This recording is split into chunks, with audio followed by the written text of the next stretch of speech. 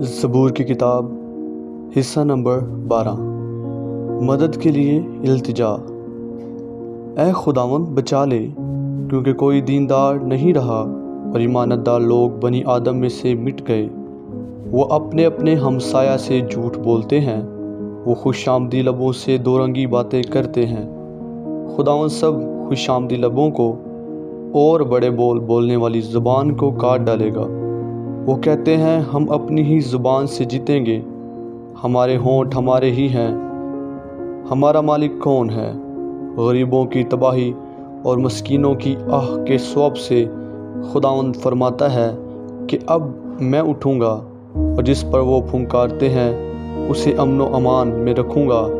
خداوند کا کلام پاک ہے، اس چاندی کی مانند جو بٹی میں مٹی پر تائی گئی اور 7 بار صاف کی گئی ہو۔